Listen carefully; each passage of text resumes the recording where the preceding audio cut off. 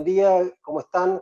Seguimos con este ciclo de charlas y nos parece muy importante tocar un tema muy actual y que nos tiene preocupados a todos, que son las fake news, las noticias falsas que circulan por diferentes redes sociales y que preocupan a los gobiernos, que preocupan a los ciudadanos, que preocupan en realidad a toda nuestra comunidad. Para hablar de este tema hemos invitado a Emanuel Gal, que es periodista, para que nos aclare un poco qué es lo que está pasando con esta fake news. Buen día, Emanuel, ¿cómo estás vos? Hola, ¿qué tal, Fernando? Muchas gracias por esta comunicación. Y bueno, primero que nada agradecer la posibilidad de participar de este ciclo. Estuve pisteando un poquito, espiando un poquito ahí por las redes, algunas otras entrevistas que hicieron y bueno, tienen unos criterios de construcción de agenda bien interesantes, así que me parece que está bueno que temas que son como candentes y que son muy cotidianos, que tienen mucha presencia en la vida política y vida profesional de casi todas las personas hoy día, las podamos reflexionar. Así que, bueno, a pesar de estar en cuarentena y estar llevando adelante el distanciamiento físico y social obligatorio y necesario para la situación que estamos viviendo, esta es una posibilidad de estar cerca y de continuar estos diálogos, ¿no? Así que, Bueno, bueno, muchas gracias. Sí, agradecido. muchas gracias por tu concepto y la verdad que queremos tocar algo que es muy importante porque hoy todos, o la mayoría de las personas, estamos comunicadas por nuestros teléfonos celulares o Así es. por las redes sociales que todos las conocemos y muchas veces las noticias estas falsas, las fake news, nos llegan a todos directamente, de forma directa y por mensajes generalmente de personas que conocemos. Así es. Entonces nos generan una cierta veracidad. Les comenzamos a creer al que nos manda el mensaje y muchas veces hasta los propios medios masivos de comunicación van detrás de esto. Así que quisiera escuchar tu opinión, que sos un entendido en la materia. Bueno, la verdad es que yo también, a pesar de ser periodista, de dedicarme a la comunicación, de tener una relación mucho más directa, si se quiere, con los fenómenos de comunicación, con los medios y demás, porque bueno, es lo que me toca en suerte como pasión y profesión, digamos. No todas las personas se relacionan con las noticias como nos relacionamos los periodistas, por suerte, ¿no? Por suerte para la sanidad mental de las personas en muchos casos. Eh, lo que tenemos que decir justamente es que en los últimos años ha habido una transformación impresionante, no solamente para los ciudadanos comunes, sino también para los periodistas y las personas que están permanentemente en relación con las noticias y con la información, en los modos que tenemos de consumir las noticias, ¿no? Si antes hace un par de décadas atrás, los principales medios o las formas de acceso a las noticias eran directamente los diarios papel, o en su defecto la televisión, cuando la televisión ya empezó a tener auge, al principio la televisión por aire, después la televisión por cable, siempre también con la radio como un elemento fundamental. Hoy tenemos que considerar que la primera fuente, digamos, de información, lo que la gente tiene más a mano y lo que termina consumiendo, se da a partir de los dispositivos móviles de acceso a esa información, que en general son celulares o tablets, ¿no? Eso que aparentemente uno podría decir que no modifica el escenario, porque en última instancia la comunicación se sigue dando a través de las instituciones formales que son los medios de comunicación. En los últimos años se ha visto afectado, por un lado, digamos, por un proceso bastante interesante de democratización de la palabra, digamos, donde hay mucho más gente que tiene más posibilidades, no solamente de consumir, sino de producir información, y eso no es malo en sí mismo. Eso, por un lado, habilita nuevas voces, habilita una pluralidad de miradas, una diversidad de colores y de espectros de los cuales se analiza la realidad.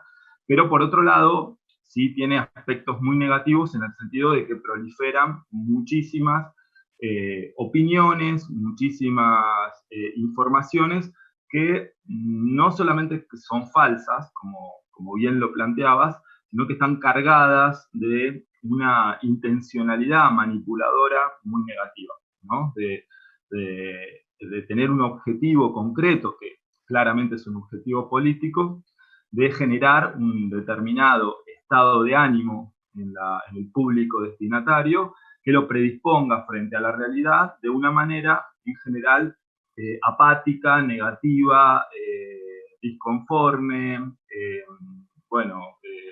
pesimista y demás, y lo haga no solamente, digamos, sufrir por eso que termina consumiendo, sino que lo transforma en un ciudadano que no aporta a las soluciones políticas de los problemas, sino que se transforma como una suerte de mancha venenosa en esa especie de fuerza negativa que hace que el resto de los ciudadanos también vayan construyendo una mirada negativa, decepcionada, poco constructiva, ¿no? Un poco el tema de las fake news tiene que ver con eso, ¿no? Porque en última instancia podríamos decir que noticias falsas hubo toda la vida, o sea, porque la noticia falsa en última instancia hasta puede ser provocada o puede ser construida a partir de un equívoco, a partir de una mala interpretación, a partir de un dato erróneo.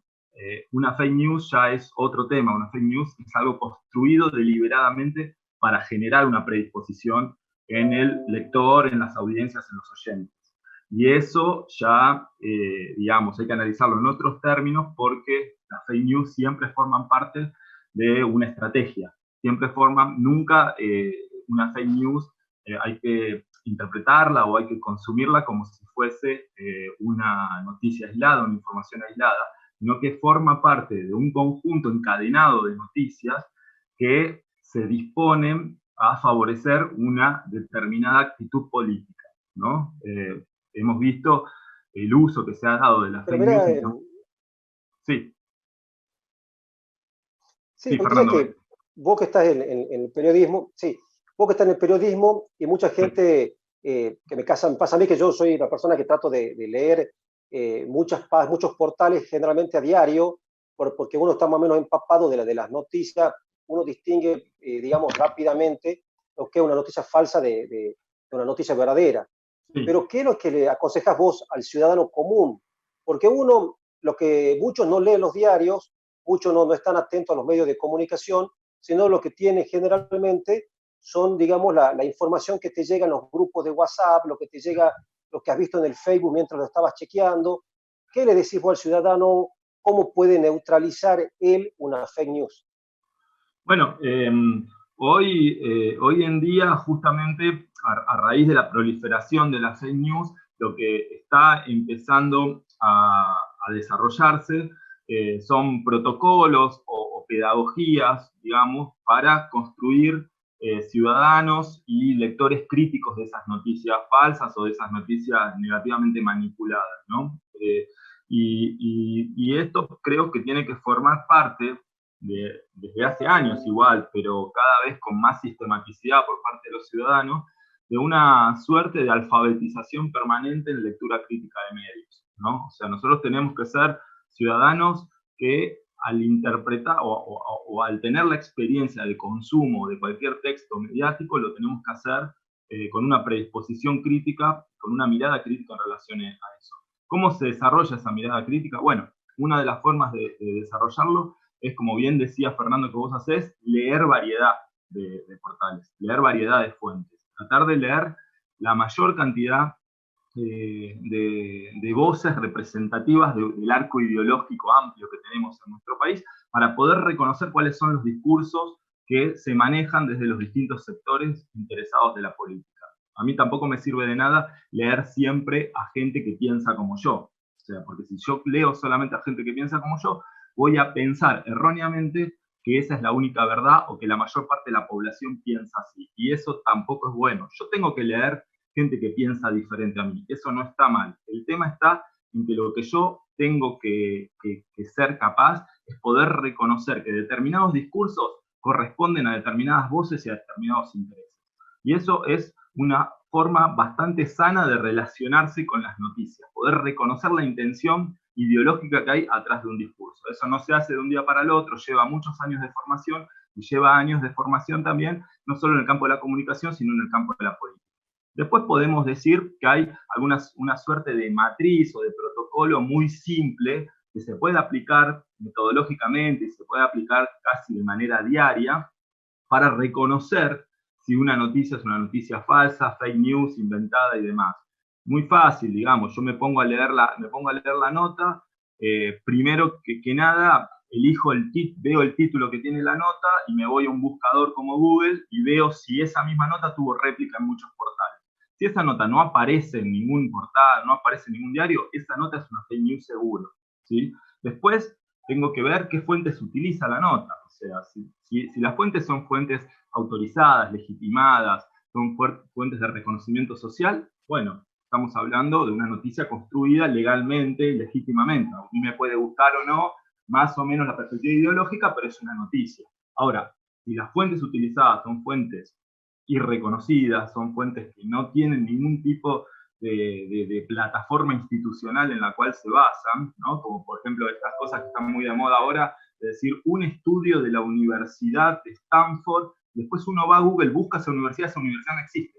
Esa universidad no es una universidad, no tiene un laboratorio de investigación. Bueno, eso claramente demuestra que atrás de esa noticia, atrás de esa construcción informativa, hay una intencionalidad de manipulación. Después tenemos que seguir indagando a quién favorece, o sea, toda noticia tiene una perspectiva y tiene un determinado sentido informativo. A mí me predispone a favor o en contra de determinado actor social o de determinado hecho. Vamos a suponer que yo digo la cuarentena. Bueno, la cuarentena puede ser apoyada y puedo desarrollar una batería de discursos que tiendan a justificarlo, argumentarlo y apoyarlo, o puede ser horadada a partir de calumnias, a partir de datos falsos, a partir de noticias que me predispongan negativamente hacia la cuarentena. Entonces, yo, si voy a encontrarme con una noticia que dice que esa es la peor decisión política tomada en los últimos años en el país, y sé que me está predisponiendo eso, tengo que tratar de ser capaz de analizar, bueno, ¿a quiénes está favoreciendo esto? ¿Quiénes son los que hoy en la Argentina están pidiendo que se levante la cuarentena, por ejemplo? Y saber que, bueno, de esos sectores puede venir esa noticia falsamente construida. Sí. Te escucho. Sí, vos también has tocado un tema que me parece que sin ser una fake news, también tiene una tendencia a confundir al lector cuando uno, ya sea en su Twitter, en su Facebook, y nos pasa también cuando uno selecciona las películas, cuando uno siempre usa lo mismo, Netflix te elige por vos qué es lo que vas a ver.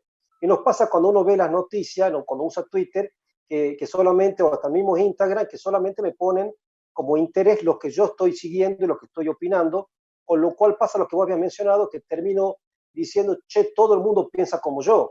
Y en realidad yo solamente estoy siguiendo a las personas que yo pienso como ellos. Entonces también eso hace que uno tengamos una visión como parcial de la realidad. Eso me gustaría que nos dé una opinión, porque es un tema que pues digo, no es una fake news, pero sí, indiscutiblemente vemos solamente un pedazo de la realidad e interpretamos la totalidad de la realidad en base a este pequeño pedazo que estamos viendo. Bueno, me parece fundamental lo que estás planteando y me parece que tiene que ser parte de un ejercicio de honestidad intelectual que todos hagamos permanentemente en nuestra vida cotidiana. Poder leer de una manera, digamos, bien predispuesta las voces que son las que no coinciden con lo que yo pienso.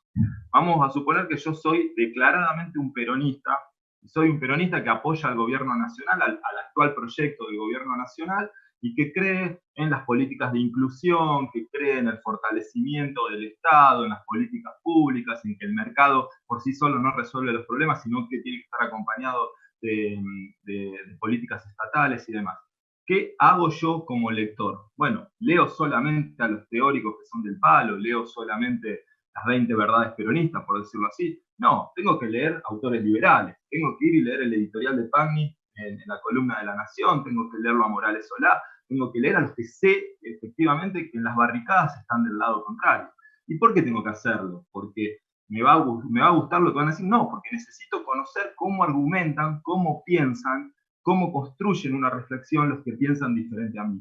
Porque va a ser la única manera en que yo tenga elementos para poder construir un diálogo democrático y poder rebatir esos argumentos con argumentos más fuertes, más sólidos desde la mirada que yo defiendo. Eso es exactamente igual que lo que uno tiene que hacer con los medios de comunicación. A mí me encantaría que toda la gente lea página 12 porque yo soy progre y leo página 12. Pero la realidad es que muchísima gente lee Clarín, y lee La Nación, y lee Perfil, y lee El Cronista Comercial, y lee Ámbito, y lee un montón de diarios de un espectro ideológico muy distinto y antagónico al que yo consumo. Entonces, yo no puedo vivir en una burbuja y pensar que yo nunca me voy a encontrar con personas que piensen así, porque el día que yo salgo simplemente de un encuentro con compañeros y me voy a comer a la casa de mi tía, me voy a encontrar con mi tío que piensa como piensa La Nación. Entonces, tengo que tener esa gimnasia cotidiana de entender cómo razona el campo opuesto, el campo del adversario, para poder rebatir mejor esos argumentos y para comprender cómo piensan. En las redes me parece que pasa exactamente lo mismo. Digamos, hoy en día todas las personas más o menos alfabetizadas en Internet saben que Internet es un fenómeno que se construye a través de algoritmos. Digamos, uno no es que navega por un mar interminable de símbolos y de significados, sino que uno navega por una familia de símbolos y significados que tienen un vínculo más directo o menos directo con lo que yo voy construyendo como una biografía cibernética, como mi huella digital.